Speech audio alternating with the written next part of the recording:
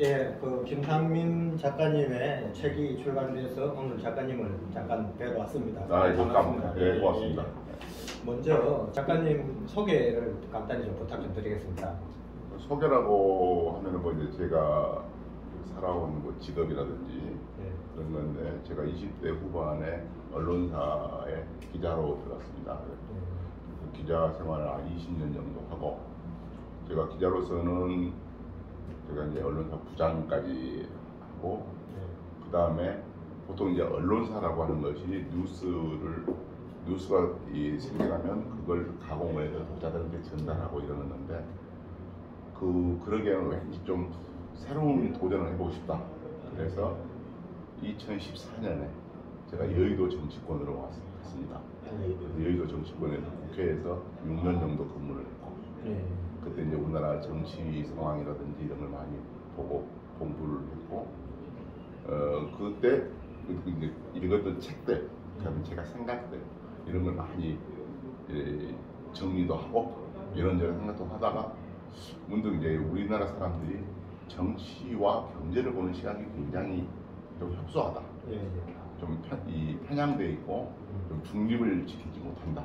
그런 좀 아쉬움이 있었습니다. 그래서 특히 이제 제가 그래도 대학교 때 공부는 잘 못했습니다만 경제학과를 나왔기 때문에 경제 문제와 정치 문제 양쪽을 다 제가 보면서 이걸 어떻게 국민들이 좀 쉽게 접근할까, 쉽게 이해를 할 수 있을까 좀 고민을 많이 했었죠. 그게 이제 이 책을 쓰게 된 동기입니다. 보통 이제 정치라고 하면 아, 이거 나는 잘 몰라, 그놈이야, 정치는 다 바빠, 이렇게 생각하는데 그게 아니다. 정치야말로 당신의 삶을 규정짓는 굉장히 중요한 분야다. 그래서 어떤 나라를, 이제 건물도 마찬가지입니다만은 세우기는 되게 어려워도 무너뜨리기는 굉장히 쉽다. 정치란 게 세우기는 굉장히 바른 정치를 해서 나라를 잘 되게 하기는 어렵지만 잘못된 정치가 순식간에 무너뜨리면 금방이다. 순식간에 무너뜨릴 수 있다. 이게 이제 제 생각입니다. 그래서 정치를 좀 잘 알아야겠다. 그다음에 경제도 말로만 하는 경제가 아니라 실제 현실에서 어떻게 적용되는지 좀 제대로 알자. 이게 겉으로 좋아 보이는 것과 진짜 속으로 좋은 것은 좀 다르다. 이렇게 이제 제가 생각을 해서 책을 쓰게 됐습니다. 이 책을 출판사에서 편집을 하다 보니까 그 정치 경제 교과서라고 할 정도로 이게 다양하게 아주 쉽게 그 외국의 학자들이나 명언을 이용해서 이렇게 풀었었더라고요. 그 책을 상당히 가볍게 풀어드리려고 노력을 하셨는데 그렇더라도 책이 사실 쉬운 책은 아니잖아요. 정치 경제라는 말이. 독자들이 읽을 때 어떤 점을 좀 유념해서 읽으면 좋겠는지 그 부분도 한번 좀 말씀 좀 부탁드리겠습니다. 저는 정치라고 하면 가장 쉽게 표현하면 그 공자님이 바를 정자를 써서 정치는 바른 것이라고 말씀을 합니다. 왜냐하면 바른 정치가 뭐냐? 그러니까 바른 정치라는 건 정직한 정치를 말하는 거죠. 그러니까 정직 위에서 정치가 서야 된다. 근데 거짓과 위선, 사기, 거짓말 이런 거 하면 안 된다고 이게 정치의 본질이라고 저는 생각합니다. 물론 거짓말이라서 이렇게 사기를 치면 당장은 이 매력이 있어 보일지 모르지만 그건 나라를 망치거든요. 그래서 정치는 반드시 바른 거. 그 다음에 경제는 결국 먹고 사는 문제입니다. 그러니까 어떤 경제 정책이라든지 경제 이슈가 있을 때 아, 저게 내 먹고 사는 문제에 정말 도움이 되느냐, 도움이 되지 않느냐, 요걸 정확히 보는 그 기준을 제가 좀 그 독자들한테 알리고 싶어가지고 그런 부분에 좀 중점을 두고 이렇게 책을 썼습니다. 여기 책 앞에 보면요, 그 수능을 준비하는 이제 청소년이나 그다음에 이제 대한민국 현실을 좀 바꾸고 국민으로서의 좀 알 권리나 정치를 바라볼 수 있는 그런 눈을 이 책으로 키웠으면 좋겠다고 하셨는데 특히 요즘 이제 그 2030 세대가 이제 정치 쪽에 많이 그 화두가 되고 있잖아요. 그래서 이제 그분 젊은 분들인데 좀 하고 싶은 이야기 있으면 좀 부탁드리겠습니다. 젊은 사람들한테 뭐 제가 이제 요즘 젊은 사람들은 절대 하지 말아야 할 게 가르치면 안 된답니다. 그러면 가르치는 순간에 꼰대가 된다 그래가지고 그래서 가르치려고 들면 안 된다는데 딱 하나는 제가 말씀드리고 싶은 게 세상에서는 직접 경험하지 않으면 절대 모르는 게 몇 가지가 있다고 생각합니다. 첫째 하나가 군대. 예. 근데 군대를 가보지 않고서 군대를 말하면 안 되고. 예. 그다음에 결혼. 결혼이라는 것도 결혼을 해보지 않으면 정말 모릅니다. 예. 그다음에 조직 생활입니다. 예. 조직에서 우리 소위 쫄다고 그러죠. 예. 아래 하급 직원부터 시작해서 이 조직의 쓴맛을 좀 봐야지 세상에 돌아가는 원리를 알게 되는데 이 세 가지는 겉으로 보이는 것과 실제로 그 내면을 보는 게 다르거든요. 저는 이렇게 봅니다. 사람들이 왜 결혼을 제가 해보라 그러냐면 연애할 때는 굉장히 세상이 장밋빛으로 아름답습니다. 그런데 결혼을 해보면 현실 문제가 딱 닥치거든요. 실은 그것까지 생각을 해야 된다는 거죠. 자기 그러니까 이 상상을 많이 현실인 것처럼 착각을 하면 그건 몽상이 됩니다. 제가 볼 때는. 그래서 상상의 나래는 얼마든지 펴도 좋은데 몽상으로 가면 안 된다. 그래서 특히 그래서 몽상으로 가지 않으면 정확히 세상을 수치화해서 정확히 진실이 뭔지 사실이 뭔지 이걸 알아야 된다. 그런 차원에서 이 책이 조금이라도 20, 30대 젊은이들이 읽고 이걸 현실을 제대로 볼 수 있는 시각을 길러줬구나. 그게 이제 단 1%라도 그분들의 시각을 좀 높여줬다 그러면 더 이상 제가 이 작가로서 바랄 게 없겠습니다. 예. 이 책은 1부에서 6부까지 이렇게 정치 경제에 대해서 쭉 개괄적으로 다뤘습니다. 그리고 또 더구나 좀 무거운 용어나 주제도 아주 가볍게 이제 풀이를 해가지고 쓰신 것 같아요. 이게 좀 기자분이고 또 다양한 글쓰기를 하지 않는 사람은 불가능한 그런 책이라고 생각하거든요. 예, 그래서 또 뭐 조금 다른 이야기는 하지만 이제 글을 쓴다든가 이제 자기 의견을 이렇게 피력하는 사람들인데 어떤 그런 하나의 테크닉이 있으면은 그런 것도 하나 좀 말씀해 주십시오. 굳이 테크닉이라기보다는 예전부터 글을 가장 좋은 글은 뭐냐? 그러면 이제 자기를 속이지 않는 글이다. 그러니까 소위 말해서 감언이설이라고 하지 않습니까? 그다음에 막 이렇게 포장을 많이 하는 것은 교원영색이라고 하죠. 뭐 감언이설, 교원영색 이렇게 다 뭐 옛날 분들이 이제 사자선언입니다만은 이 말이 많거나 말이 예쁘면 저는 쓴말이 좋다고 생각합니다. 뭐 우리가 옛날에 요즘은 잘 그런 말 안 합니다만은 요즘 옛날에는 침묵이 금인데 요즘은 웅변이 금이라고 그러세요. 그래서 유튜브에서 말 잘하고 말이야. TV에 나와가지고 말 잘하면 굉장히 인기를 얻고. 그런데 그건 세상의 진실이 아니라고 봅니다. 보통 어떤 생각을 하냐면 결국 그 사람의 내공이라는 것은 세상을 제대로 봤느냐, 그 다음에 제대로 문제를 풀었느냐 이런 걸 보는 거고. 제가 여기서 꼭 하나 해주고 싶은 말이 있습니다. 세상에는 문제가 있고 답이 있다고 생각을 많이 합니다. 근데 저는 그게 아니고 문제가 여러 종류가 있다고 생각합니다. 어떤 문제가 있냐? 첫째, 영어로 문제가 question이면 거기 답은 answer입니다. 문제가 있고 그럼 답이 있습니다. 근데 영어로 문제를 딜레마라고도 하거든요. 딜레마는 답이 없습니다. 딜레마는 답이 없기 때문에 중간에 적절한 관리만, 매니지먼트만 필요합니다.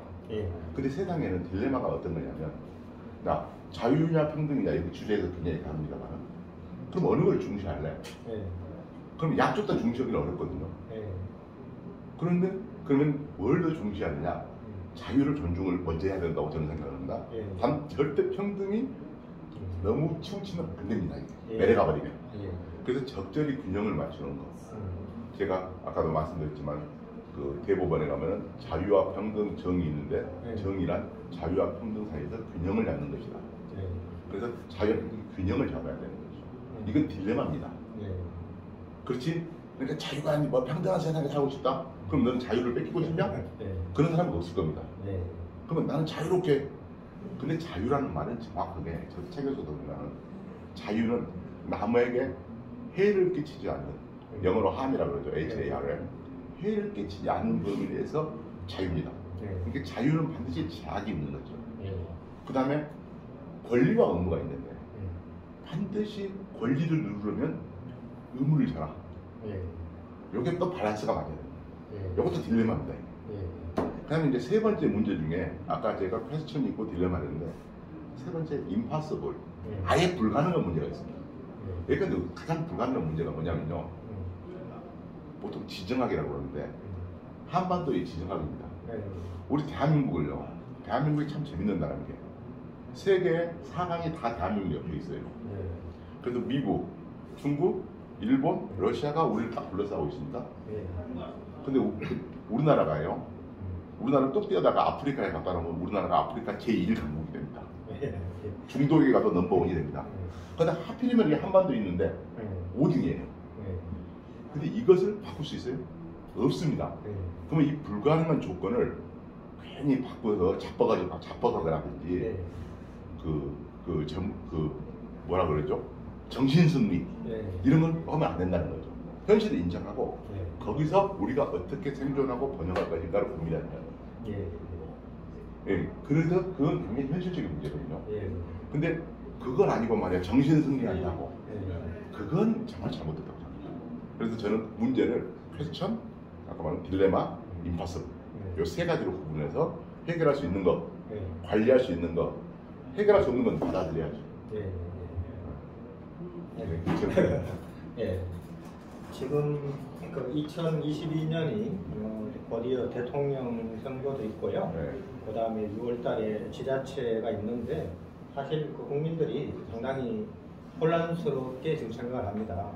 이 책이 그 정치에 대한 책은 아니지만 작가님이 보시기에 이 책을 독자들이 읽고 어떤 그런 지도자를 뽑는데 선택하는데 어떤 좀 도움이 될 수 있는지 이제 그런 쪽도 좀 조심스럽게 좀 말씀해 주시고 이런 거 좋고 국가의 리더는 국가 리더가 다 할 수는 없습니다. 다만 이건 선장격에서 방향을 잡을 수가 있는데 이 방향을 잡는 것은 결국에는 그 방향을 잡아서 이제 나라를 이끌어가는 거지 않습니까? 이끌어가는 나라 그 방향을 잡고 이제 사람들이 같이 가도록 힘을 모으는 거죠. 거기에서 그럼 가장 기본적인 가치가 돼야 되는 건 뭐냐? 저는 대한민국의 정체성은 결국 우리나라 헌법에 나 있습니다. 우리나라 헌법을 보면은 다 대한민국이 나아갈 방향이 돼 있는데 그 가치에 과연 누가 충실했느냐? 제가 쓴 책도 다 헌법에 나와 있는 얘기입니다. 헌법에 대한민국은 민주공화국이다. 그러니까 민주하고 공화가 무슨 의미인지 제가 설명해 놨거든요. 우리나라는 자유민주주의잖아요. 자유가 뭔지. 근데 우리나라 경제적 평등을 또 합니다. 왜냐면 복지정책이라서 평등한 권리 이런 것도 얘기를 하거든요. 이걸 다 뭐냐면 헌법 정리입니다. 그래서 헌법을 얼마나 잘 중시하느냐. 그리고 제가 이제 이 책에 보면 제가 사회주의를 별로 좋아하지 않습니다.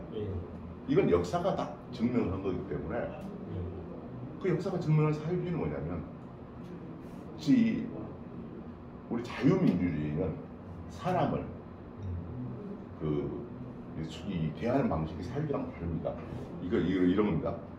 우리가 장애를 가지는 분 장애인을 왜 잘 보살펴야 됩니까? 그러면 다 대답이 이렇게 됩니다. 그분들은 몸이 불편하시니까 우리가 돌봐드려야죠. 아닙니다. 진짜 왜 그분들을 해줘야 되냐면